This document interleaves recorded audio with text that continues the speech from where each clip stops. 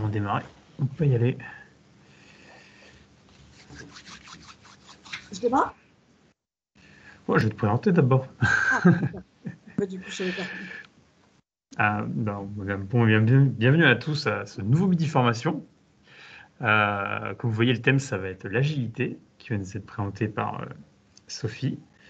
Je tiens déjà à la remercier d'avoir repris le créneau un peu au pied levé, Avec suite à un plaisir, au congé contraire. d'absence complètement involontaire de Mohamed. Et donc, je vais te laisser la parole pour nous présenter ta formation. À toi. Merci beaucoup. Eh bien, bonjour à tous et merci d'être tous présents sur l'heure du déjeuner. Donc, je vais me représenter encore un petit peu pour ceux qui m'avaient peut-être raté. Je suis coach agile à l'échelle depuis 10 ans.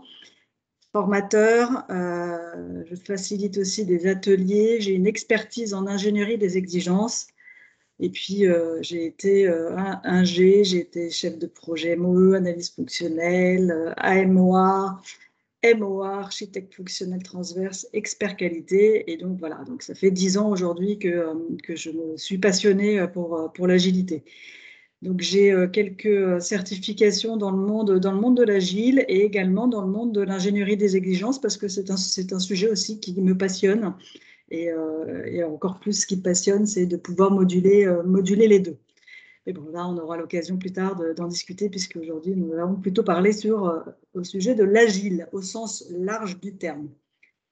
Alors, donc, j'adore me présenter, mais c'est juste pour vous donner un petit peu un aperçu de ce que j'ai pu faire dans mes 3 dernières, c'est pas forcément les 3 dernières, mais dans 3 expériences professionnelles, histoire que vous compreniez un petit peu quel est mon parcours. Je trouve que c'est important de comprendre le parcours des personnes qui présentent des choses, et on peut encore plus pour la suite, puisqu'on risque de travailler pas mal de temps ensemble. Voilà, donc j'ai travaillé chez Vente Privée pendant 7-8 ans.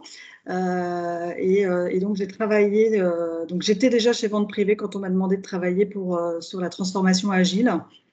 Donc voilà, j'étais l'unique coach agile pour travailler sur cette transfo, surtout que moi-même, je n'étais pas forcément agile, donc il a fallu que je m'agilise en même temps. C'était hyper challengeant et hyper intéressant. Donc, euh, donc j'ai accompagné toutes les équipes dans la création de leur product backlog et aussi dans la création de référentiels d'exigence pour pouvoir allier le côté backlog où on ne sait pas trop comment on avance. On y va vraiment par itération et le côté référentiel d'exigence où on va pouvoir maîtriser notre produit et avoir vraiment des spécifications sur lesquelles on va pouvoir se baser et finalement avancer comme ça avec une gestion des exigences. On a aussi mis en place donc des référentiels de cas de test pour gérer les cas de test à partir des référentiels d'exigence. On en discutera tant que vous voulez sur ce sujet qui me passionne aussi sur les exigences. Et ça peut être une bonne idée aussi pour ProWeb. Bref, je clôture le débat tout de suite. Donc, on a mis en place un outil d'ALM et puis travailler énormément sur les résolutions de problèmes remontés par les équipes et puis finalement de toute la société parce que qui dit transfo agile dit en général transfo agile vraiment à l'échelle de la société. Chez Talentsoft, j'ai beaucoup travaillé sur la factory dans le sens où il a fallu retirer les cloisons entre chaque programme. Donc, mise en place de backlog de quarter, des cérémonies associées, donc résolution de problèmes transverses. On a aménagé une pièce dédiée pour les ateliers collaboratifs où on pouvait écrire sur les murs, etc. Donc effectivement, en temps de Covid, c'est beaucoup moins utilisé ce genre de pièces. Mise en place de KPI projet, d'ailleurs ce qu'on est en train de faire également avec les agilistes aujourd'hui pour ProWeb. Accompagnement d'équipe à la demande et création d'un agile game avec des CAPLA. Donc pour ceux qui ont des enfants, ils doivent bien connaître. Pour ceux qui n'en ont pas, ce sont des petits bâtonnets en bois. Donc on peut faire des constructions sympathiques avec ça. Et donc, c'est un jeu pour sensibiliser les équipes au DevOps. Donc, à voir si éventuellement on peut le faire également. Et troisième expérience chez Renault Digital. Donc là, j'ai accompagné le comité de direction de Renault Nissan Consulting. Donc, pas du tout IT pour le coup. Et puis, en fait, accompagner une équipe IT ou pas IT, finalement, quelque part, ça revient au même. Il y a toujours des KPI d'entrée, des KPI de sortie, donc beaucoup d'amélioration continue. Et puis, un aménagement aussi, une war room spéciale pour le CODIR, pour beaucoup plus d'efficience dans l'animation de ce comité. Voilà, maintenant que vous me connaissez bien, je vais vous parler de l'agile. C'est quoi l'agile? Et là, c'est vraiment l'agile au sens large du terme, quoi, au sens très précis du terme. C'est plutôt large, c'est pas large, c'est vraiment au sens très précis du terme. Donc déjà, je vais vous présenter 17 personnes. Alors, je ne vais peut-être pas tous vous les présenter, mais Alistair, qui est le créateur de Crystal Clear, Jim, qui est le créateur de l'Adaptive Software Development. Nous avons Robert, qui a créé le Clean Architecture. Nous avons les fondateurs de Scrum. Nous avons les fondateurs d'XP, également fondateurs de JUnit et de l'inventeur de Wiki. Nous avons donc les créateurs de Dynamic System Development, qui est méthode qui est finalement la version anglaise du RAD, Development Rapid d'application. Nous avons un auteur d'ouvrage sur le développement logiciel. Bon, bref, toutes ces personnes-là, qui sont tous des experts dans le développement logiciel, eh bien, ils se sont réunis, enfin, à force de discuter les uns avec les autres, ils se sont dit, mais elle est pas mal ta méthode, oh, ben, la tienne elle est pas mal aussi, oh, ben, c'est marrant, on a des points communs, oh, ben, nous aussi on met l'utilisateur au centre, oh, ben, nous aussi on trouve que le tunnel, le cycle en V, on va dans un tunnel et on a du mal à sortir du tunnel. Nous aussi, bon bref, ils se sont dit, ben, si on passait un week-end ensemble et qu'on discute finalement de nos méthodes respectives, et peut-être qu'il en sortirait un truc, peut-être pas, mais peut-être qu'il pourrait en sortir quelque chose de sympa. Voilà, donc ils sont partis à la montagne, aux États-Unis. Je crois que ça a été un moment très festif également, donc ils ont travaillé, puis je crois qu'ils ont pas mal picolé aussi. Et on est sorti un manifeste agile. Donc, c'est 4 valeurs et 12 principes. Voilà, donc c'est 17 spécialistes du développement logiciel qui étaient à l'origine déjà créateurs de frameworks, donc voilà, les créateurs de Scrum, d'XP, etc. Et ce manifeste agile est sorti en 2001. Donc, on voit bien que l'agilité est venue après Scrum. L'agilité est venue après XP. Voilà, donc ça, c'est assez important dans l'histoire de l'agile.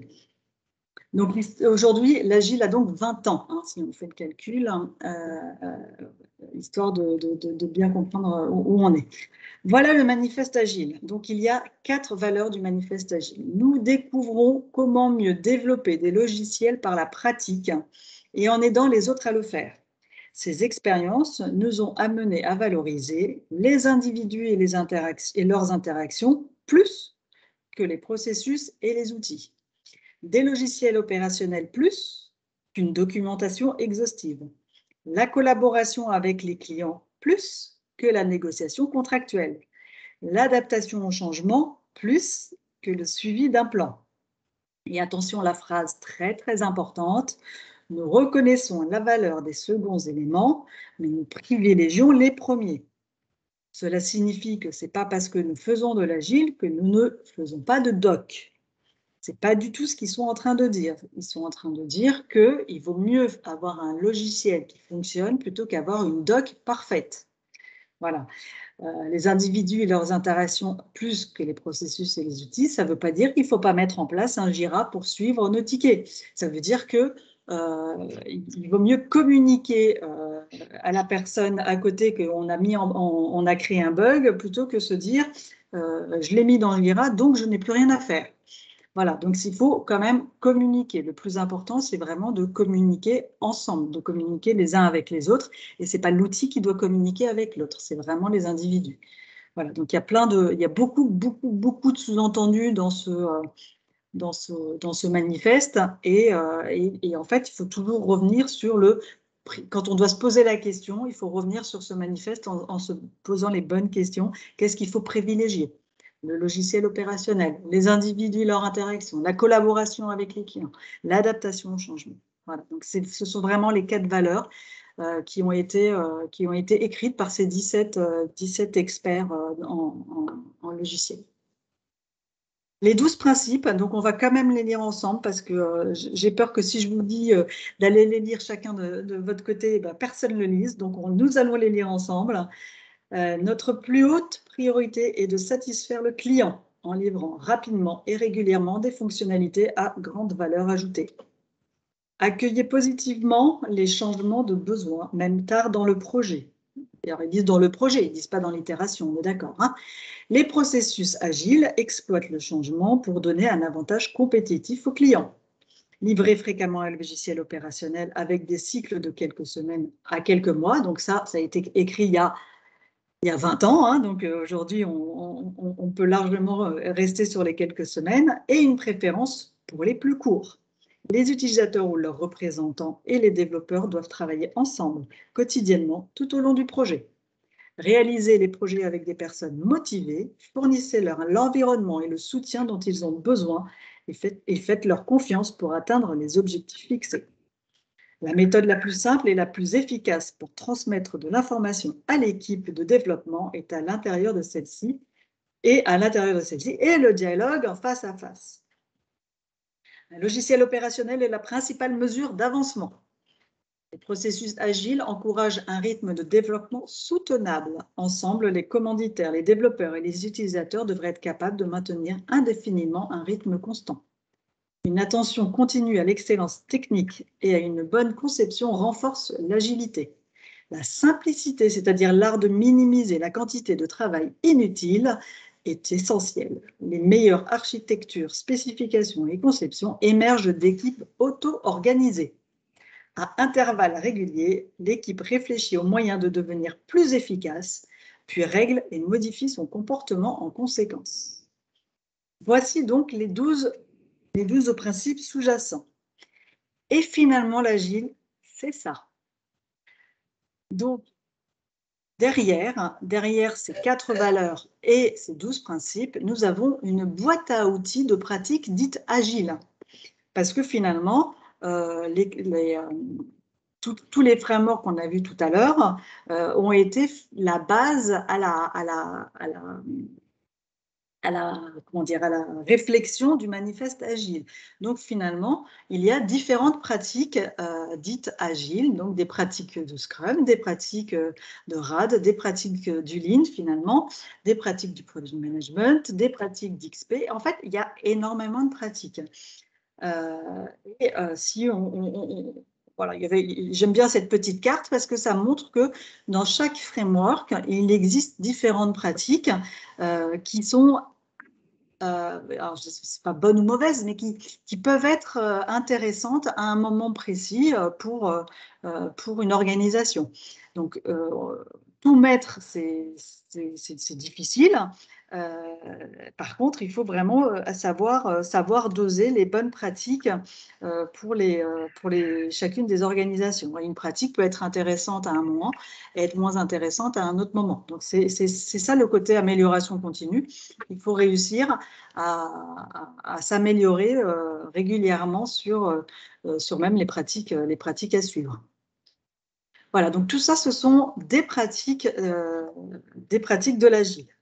Après, il reste quand même un socle commun. Donc, le socle commun par rapport au manifeste, nous allons le voir et faire une différence aussi par rapport à l'ancienne manière de travailler, c'est-à-dire les cycles en cascade, les cycles en V.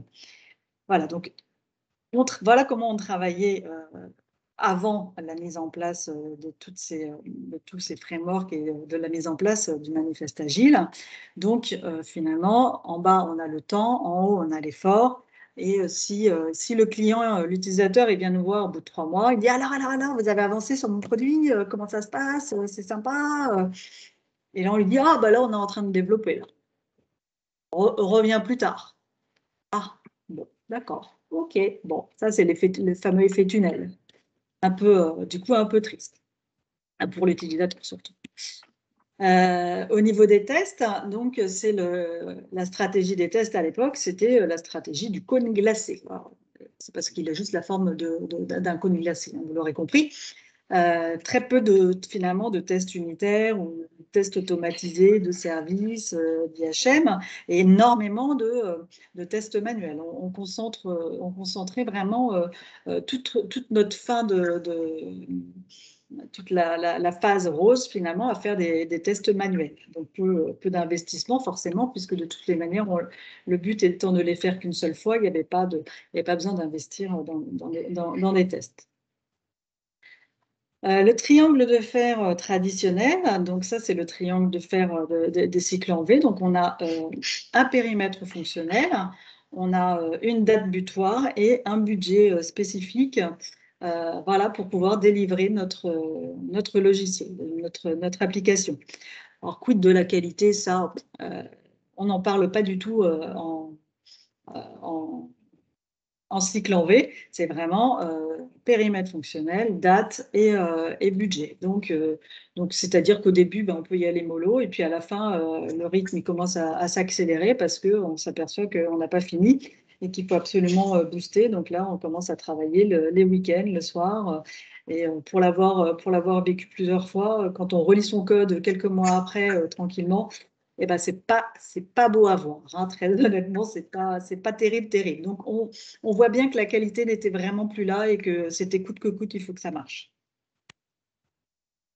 Et puis bon, on a quand même réalisé quelques petites choses à ce moment-là, c'est que avec cet effet tunnel, une fois qu'on livrait au bout de, je sais pas, 9 mois, 1 an notre application aux utilisateurs finaux, on réalise qu'il y a quand même 45% des fonctionnalités qui ne sont jamais utilisées parce que à l'époque ça avait l'air intéressant, et puis finalement une fois qu'on l'a sous la main, on s'en sert pas plus que ça.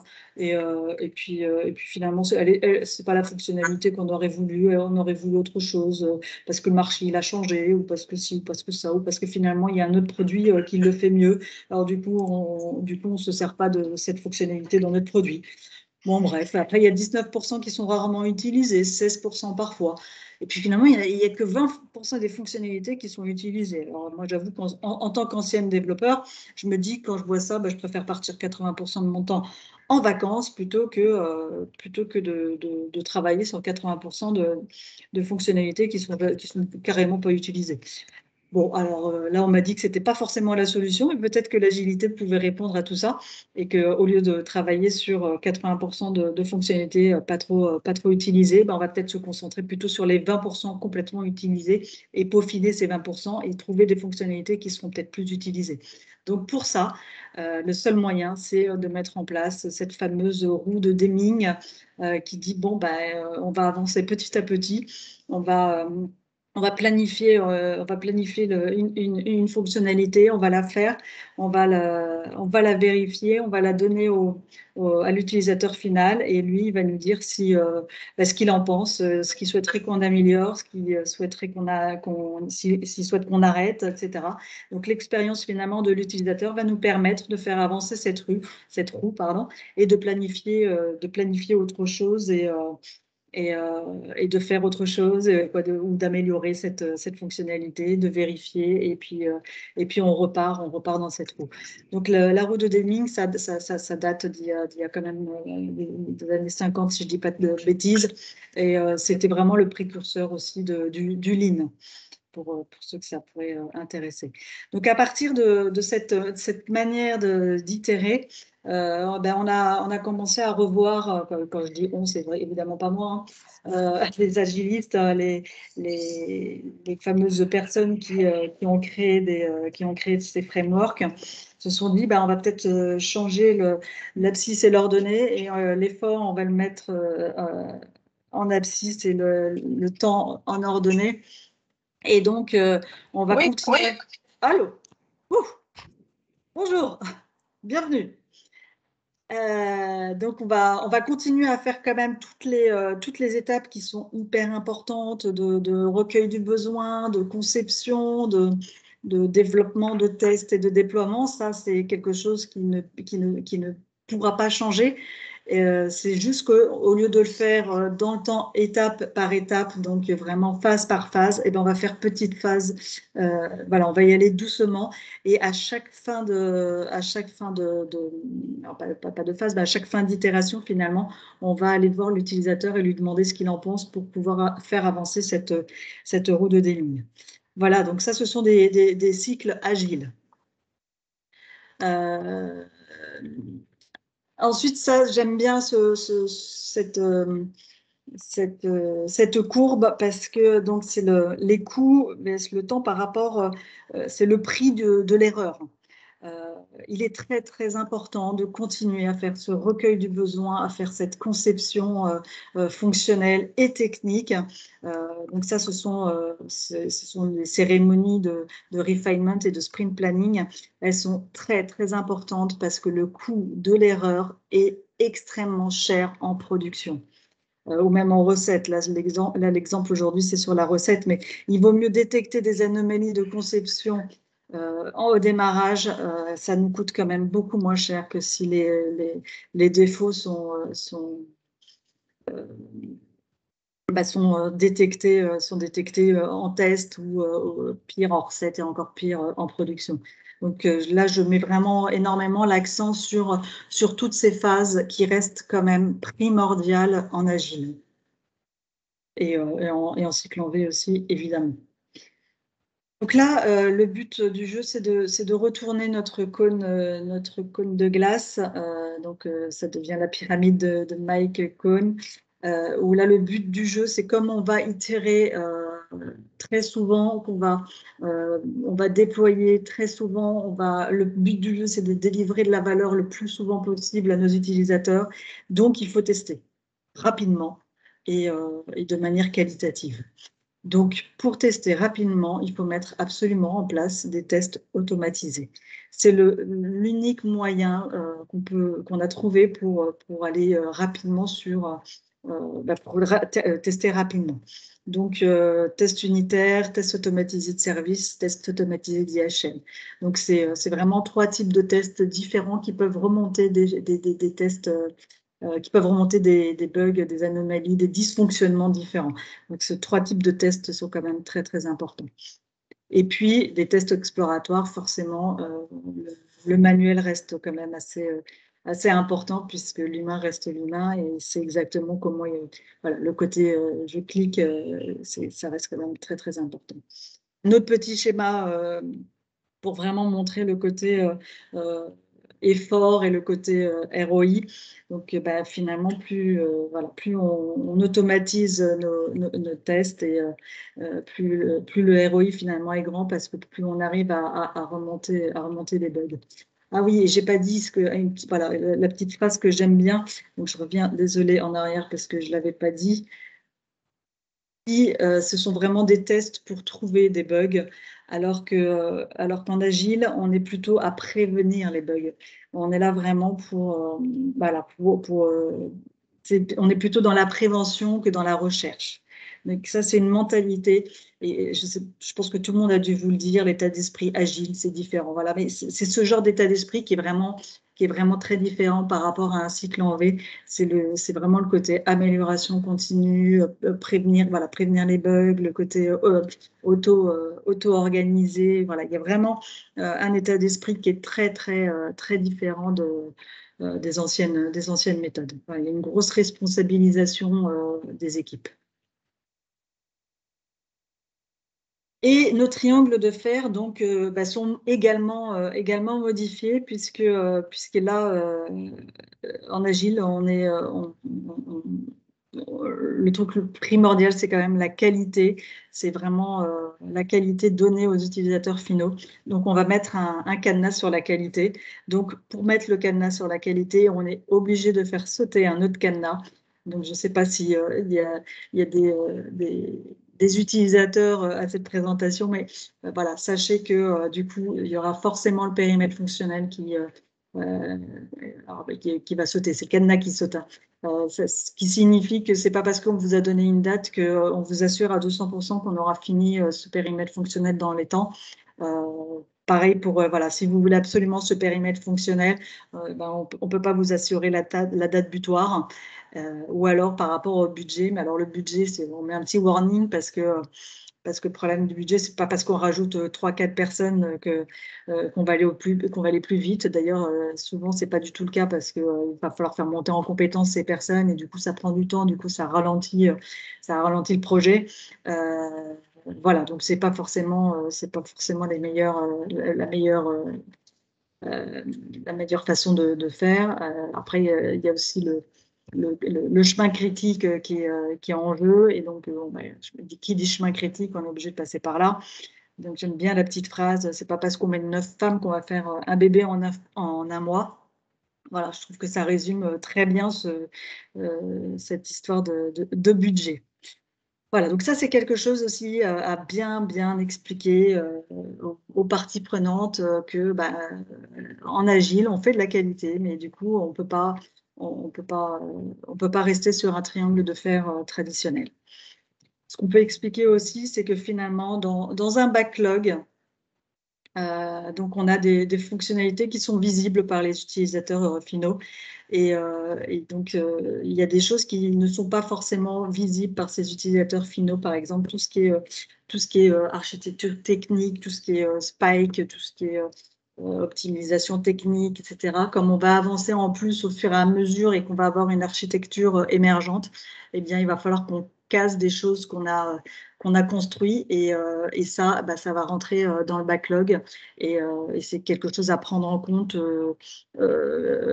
psychologiquement, en tout cas au début du projet, pour se dire, bah oui, là on a mis en place une archi, mais on n'est pas sûr à 200% que ce soit l'architecture qui sera là dans un an. Il va falloir l'optimiser, il va falloir un peu casser certainement, parce qu'on ne connaît pas les fonctionnalités de demain, même si on a une vision, mais on ne connaît pas exactement ce qui va être demandé, donc il va falloir faire des évolutions là-dessus. Donc, un backlog de produits évolue vraiment dans le temps. Non seulement il évolue dans le temps par rapport aux fonctionnalités et aux technical story, mais en plus, il va falloir, malheureusement, forcément, il va y avoir des bugs qu'on va devoir corriger au fur et à mesure. Après, le fait de délivrer souvent de la valeur, normalement, il y a quand même moins d'anomalies qui tombent. Et puis, de la dette technique. Ah ben, j'en parlais je me suis un petit peu emmêlé les pinceaux. Donc, la dette technique, c'est justement le côté où il va falloir reconstruire un petit peu par-dessus, reconstruire un petit peu reconstruire ce qu'on a déjà construit. Voilà, donc ça, ce sont des choses qu'on n'a pas forcément en cycle en V. En tout cas, tout ce que technical debt, c'est quelque chose qu'on n'a pas en cycle en V, sauf si on fait un lot 2, un lot 3 éventuellement. Et voilà. Alors qu'en agile, c'est vraiment quelque chose qui fait partie intégrante du backlog. Donc à prendre en compte. Et puis l'amélioration continue. Celui-là, ça doit être mon préféré. C'est vraiment se poser. Donc, ce que j'apprécie beaucoup en Agile, qui est bien expliqué dans Scrum, dans Crystal Clear, c'est vraiment ce côté où on doit prendre un moment pour se poser, réfléchir à tout ce qui s'est bien passé, à ce qui s'est mal passé, et surtout comment s'améliorer. C'est ça le plus important, c'est comment s'améliorer. Ce que j'aime beaucoup, moi, dans ces étapes d'amélioration continue, c'est parce que ça permet le changement, l'humain n'aime pas le changement. Moi, j'en suis une première, j'aime bien mon petit train-train. Et on n'aime pas le changement. Quand c'est trop radical, c'est trop radical. Par contre, quand c'est des petits changements, du coup, c'est beaucoup plus simple à encaisser quelque part. Et puis en plus, c'est nous qui les décidons parce que c'est nous qui avons trouvé les problématiques. Donc, c'est nous qui réfléchissons à une solution. Donc, c'est nous qui mettons en place cette solution. Et donc, on va pouvoir évoluer comme ça au fur et à mesure pour s'améliorer. Et donc, c'est pas un grand changement de but en blanc où on est complètement perdu, où il faut s'adapter, où il faut comprendre le changement, pourquoi on y va, pourquoi on fait ça. Voilà, donc c'est vraiment moi la partie que je préfère, c'est ce côté vraiment amélioration continue où on va améliorer le process. Non seulement on va améliorer le process, mais en plus on va améliorer le produit parce que ça marche aussi dans l'amélioration continue, c'est de l'amélioration continue aussi du produit et donc de la valeur qu'on apporte aux utilisateurs finaux. Je reviens sur mon petit, mon petit métro de tout à l'heure, ma petite planche de métro de tout à l'heure, carte de métro, parce que ça me paraît hyper important que chacun comprenne finalement que dans l'agile, voilà, il y a plein de pratiques différentes. Vous en mettez beaucoup en place aujourd'hui, hein, soyons très clairs. Notamment Scrum, mais par exemple, vous alliez le flux tiré avec Scrum. Le flux tiré ne fait pas partie de Scrum, ça fait partie du Lean et du Kanban, Kanban qui est arrivé d'ailleurs après le manifeste agile. Bon, voilà, du coup, je me suis dit, bon, je ne sais pas si c'est à quel point c'est intéressant, mais en tout cas, moi, ça m'a beaucoup amusé de faire ce genre de petits graphes. C'est vraiment pour je me suis posé la question quelles étaient vraiment toutes les différences, les rôles de chacun, si on pouvait, voilà, si la stabilité du besoin était importante, etc. Donc, par exemple, je parlais du Kanban à l'instant parce que, par exemple, vous faites du flux tiré. Eh bien, eux, donc, ils expliquent donc, il y a les parties prenantes dans les rôles, l'équipe de réalisation, donc ça ne change pas beaucoup. Il y a un gestionnaire de prestations de services dans Kanban. Donc, lui, c'est finalement quelque part, c'est un petit peu le rôle du PO. Il va être là pour récupérer tous les besoins des utilisateurs et finalement les écrire et les positionner dans le backlog Kanban. Et le gestionnaire de demande de service, donc ça, c'est vraiment un rôle à part entière. Et ce rôle-là, c'est sa responsabilité, c'est les KPI du board. Donc, il est vraiment là pour mesurer différentes KPI du board Kanban. Il est là pour savoir en combien de temps un ticket euh, passe du new au done, en combien de temps il a été, combien de temps il est passé en conception, combien de temps il est passé en réalisation, combien de temps il est passé en déploiement. Et donc, il y a une grosse analyse de tous les tickets, de tout le Kanban, du nombre de tickets qui passent, etc., dans le but de s'améliorer. Donc, c'est toujours dans le but de s'améliorer. Et finalement, le Kanban, c'est ça. Si on fait du flux tiré, c'est pour justement limiter au maximum le nombre de tickets dans le board. Et il y a une personne qui travaille à part entière complètement sur cette responsabilité. Il est vraiment là pour lever les alertes quand il y a un ticket qui est là depuis plus de 2 jours. Ce n'est pas normal qu'un ticket soit là depuis plus de 2 jours. Donc, il est là pour remonter le souci. Un ticket qui est là depuis 6 mois et qui n'a pas avancé, ce n'est pas normal non plus. Donc, il est vraiment là pour s'assurer que ça avance. Voilà, donc c'est un petit peu comme, c'est pas tout à fait un rôle de Scrum Master parce qu'il est vraiment, il est positionné vraiment sur les KPI, mais d'un autre côté, c'est le rôle un petit peu du Scrum Master parce qu'il est là pour faire avancer les choses et trouver des solutions. Voilà, je parle beaucoup du Kanban, mais après, il y en a d'autres. L'XP, on s'aperçoit qu'en fait, on fait beaucoup d'XP sans forcément s'en apercevoir. Par exemple, tout ce qui est pair programming, ça vient d'XP. Le DevOps, ça a été vraiment initié par XP. Voilà, il y a pas mal de choses là-dessus. Donc, voilà, je trouvais ça intéressant, alors moi déjà de le faire en tant que coach et de vous le partager également. Je ne sais pas trop ce qu'il y a de intégration continue. Il y a il y en a plein qui en parlent pas. Kanban, il en parle, etc. Donc, le but, c'est vraiment de trouver, qu'on arrive à trouver notre propre méthodologie et utiliser les pratiques qui correspondent à nos besoins aujourd'hui chez ProWeb. Alors, pour continuer un petit peu sur cette lancée, euh, par exemple, voilà, en Agile, il ne parle pas de gestion de portefeuille, sauf que plus ça va et plus on réalise en travaillant en Agile qu'il y a un gros besoin de gérer les portefeuilles au niveau de la vision entreprise. Donc, portefeuille projet, on parle vraiment de portefeuille projet, de value stream, voilà, c'est la valeur que va apporter chaque produit.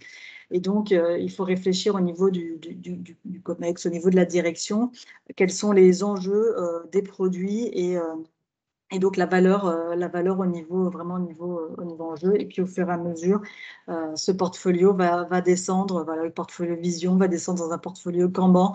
Et au fur et à mesure, ça va descendre dans le portfolio Backlog et puis etc. Donc là, je vous en parle juste pour que vous sachiez et pour lancer la petite graine sur ce sujet. Après, au niveau du recueil du besoin, je parlais tout à l'heure justement de l'importance de bien recueillir les besoins pour éviter des problématiques plus tard, des anomalies détectées, des anomalies donc, de conception. Il existe aussi plein de moyens pour recueillir les besoins. Plein de pratiques qui existent et il faut trouver toujours la bonne pratique par rapport aux parties prenantes, parce que suivant les parties prenantes, si c'est une partie prenante, je sais pas, par exemple si ce sont les bénéficiaires ou si ce sont les CSE, ben, on va peut-être pas travailler de la même manière pour recueillir les besoins des uns et des autres. Donc il faut réussir à trouver la bonne pratique pour recueillir les besoins. Conception et priorisation, alors là, il en existe encore plus. Et je suis sûre que j'ai vraiment pas tout mis, mais voilà, c'est vraiment pour vous sensibiliser au fait qu'il existe beaucoup de moyens pour avancer. Je vais terminer ma presse sur quelques petits KPI. Donc, ces KPI sont sortis en juillet 2021. Je peux vous envoyer d'ailleurs si vous voulez le PDF entier si ça vous intéresse. Là, j'ai vraiment pris que des petits graphes qui me paraissaient importants à vous partager aujourd'hui. Voilà, donc ça c'est la question. Quelle méthodologie aujourd'hui en Agile vous utilisez? 66% utilisent Scrum. Donc si vous avez bien suivi la présentation, finalement c'est 66% qui font du Scrum. Bah, ils font pas que du Scrum, très honnêtement. S'ils ont mis en place du DevOps, c'est qu'ils font, ils ont fait aussi un peu d'XP. Voilà, ça reste, voilà, donc ça reste assez. Euh, le périmètre d'un framework aujourd'hui n'est pas très stable. Par contre, il faut absolument que le cadre soit suivi. Donc, on utilise aujourd'hui un cadre, tout le monde doit utiliser le même cadre, et si on doit faire évoluer ce cadre, eh bien, on fait des sessions d'amélioration continue, et là, on va pouvoir améliorer le cadre, faire des changements de cadre. Ces changements se font uniquement à des moments précis, des moments de rétrospective, de tribu éventuellement à mettre en place. Et en tout cas, ce sont des sessions particulières qui permettent de faire bouger le cadre agile dans lequel on travaille. On ne change pas de cadre comme ça en un claquement de doigts. C'est vraiment quelque chose qui doit être réfléchi et avancé ensemble. Petit graphe, c'est peut-être juste pour vous, pour un petit clin d'œil sur voilà, les outils le plus utilisés aujourd'hui sont Jira. Moi, j'ai mon petit préféré, mais c'est pas grave. Voilà, donc Jira est l'outil le plus utilisé aujourd'hui. Sur l'implémentation, donc, quel est l'impact positif à l'implémentation de l'Agile dans votre compagnie? Donc, 70% ont répondu la gestion des changements de priorité. Donc, ça apporte une meilleure gestion des changements de priorité.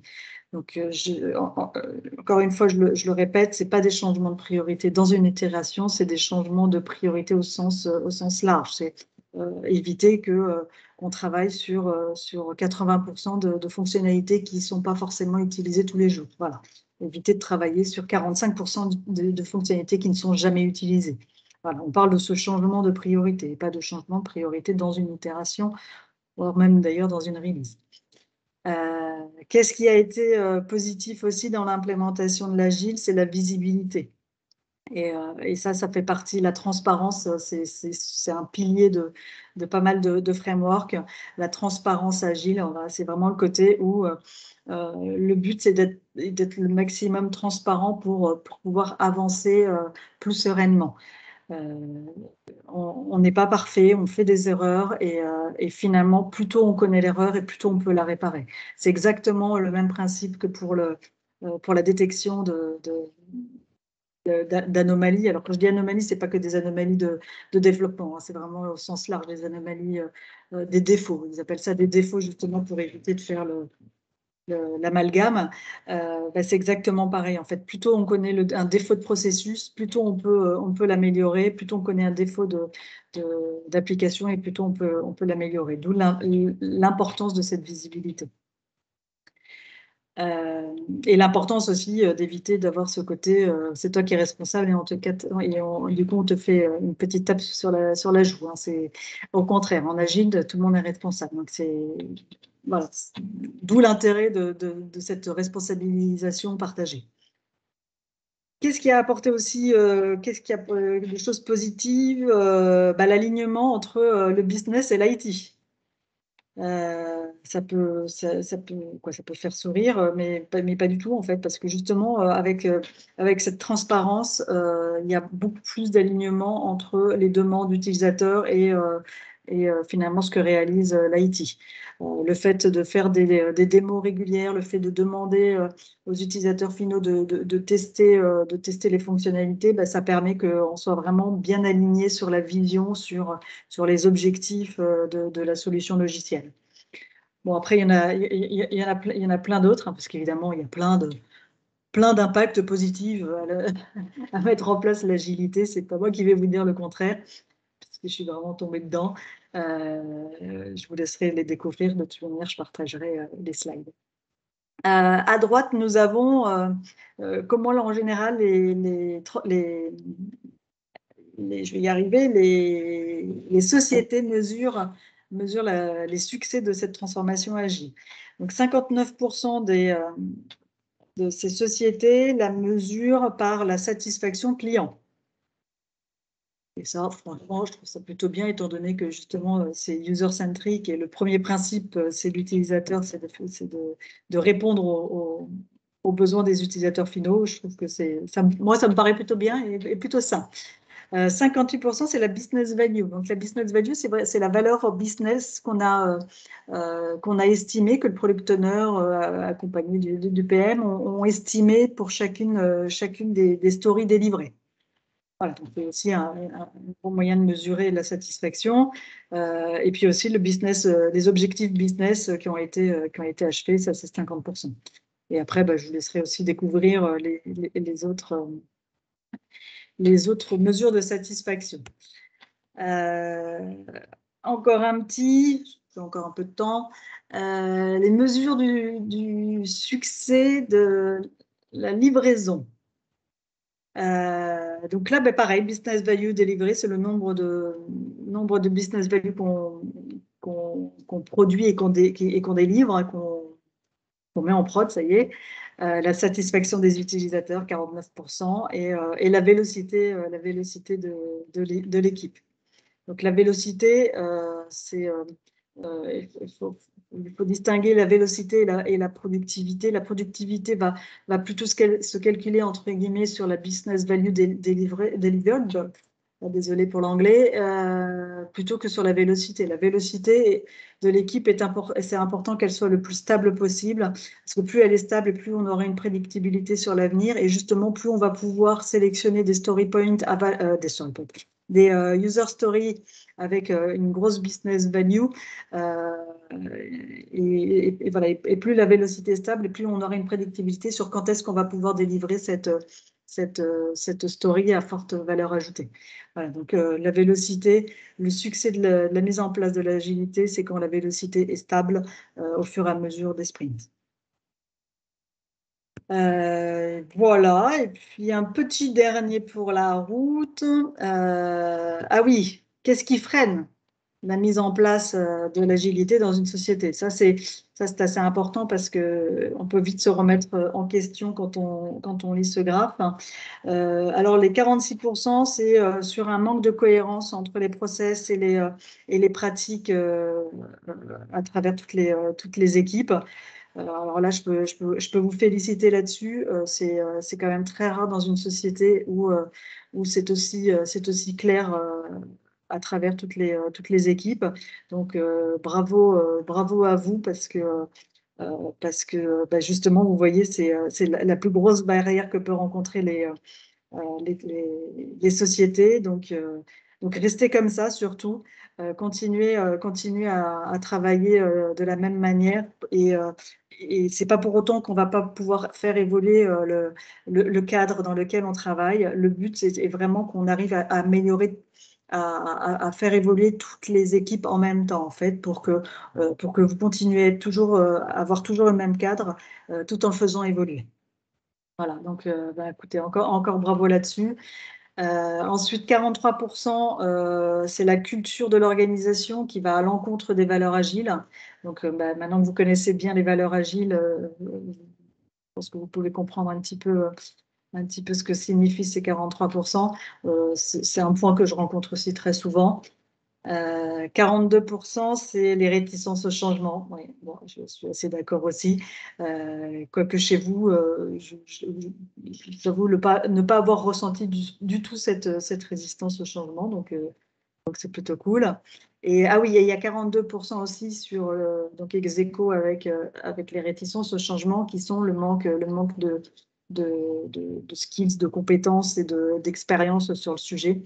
Là, peut-être qu'effectivement, chez ProWeb, on va peut-être, on travaille en ce moment avec Mélissa et Germain sur justement comment vous accompagner, comment essayer de vous former le maximum sur les frameworks agiles.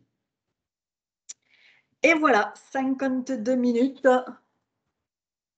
Je vous remercie énormément d'être là et je réponds à toutes les questions.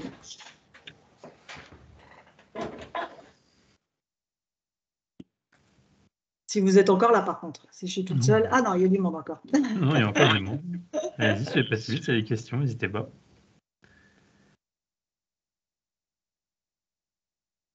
Ou si ça vous a plu, hein, vous pouvez me dire ouais. Alors, le but du jeu, c'est de. Voilà, ça c'est une première présentation. Je voulais vraiment partir sur l'agile au sens vraiment strict du terme.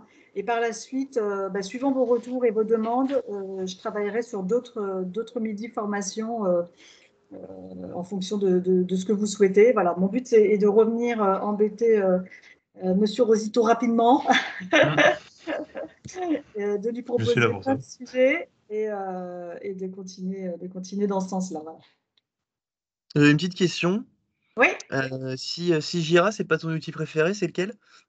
c'est Azure DevOps. Je préfère celui-là parce que il permet il y a toute la partie ALM en fait, c'est ce que j'avais mis en place chez Vente Privée. Il y a toute la partie ALM, donc on peut à la fois gérer les backlogs, les référentiels d'exigence, les référentiels de cas de test. Voilà, on peut vraiment tout gérer de A à Z. Il y a d'autres outils d'ALM qui existent où on peut vraiment tout faire aussi. Je trouve que Jira est trop restreint à la partie backlog. Et voilà. Et en fait, pour avoir plus, il faut rajouter du X-Ray, rajouter des choses en fait. Et je trouve ça dommage. Ça veut dire quoi, ALM? Application Lifecycle Management. C'est pour gérer tous les items d'un projet. Ok, merci.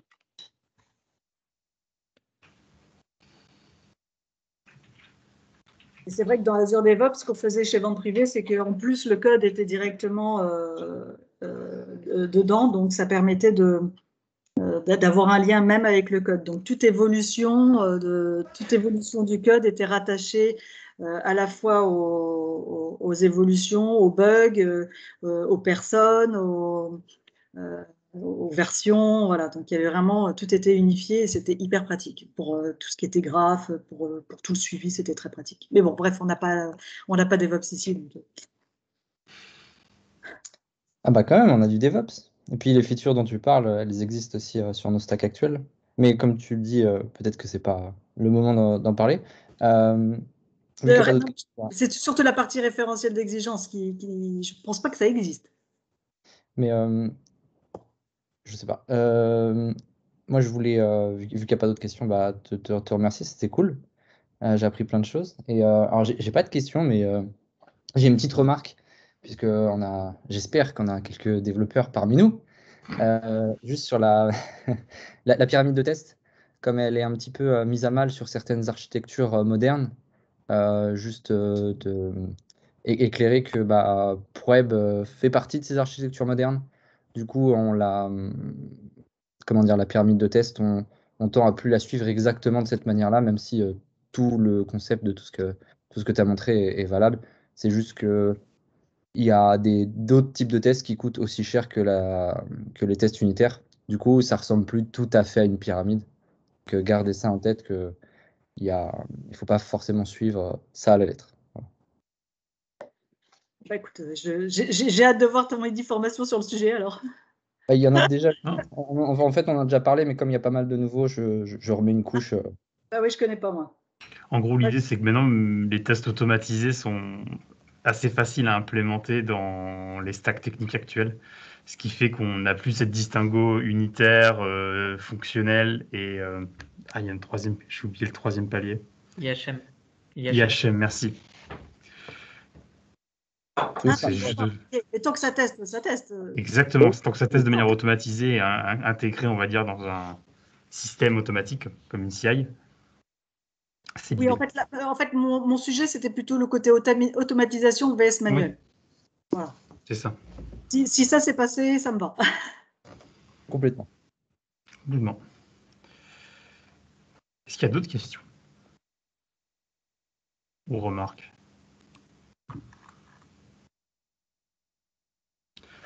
Si ce n'est pas le cas, je vais vous libérer. Encore merci Sophie pour cette présentation. Merci. N'hésitez pas Merci. N'hésitez pas à faire vos retours à moi et à Sophie pour savoir ce que vous en avez pensé et si justement vous voulez voir d'autres présentations sur ce sujet-là. Ouais, cette présentation. Je vous souhaite une bonne journée à tous. Bonne journée. Au revoir. Merci à tous. Bonne journée. Merci. Bonne journée, merci Bonne beaucoup. journée. Bonne journée. Bonne journée. Salut. Merci.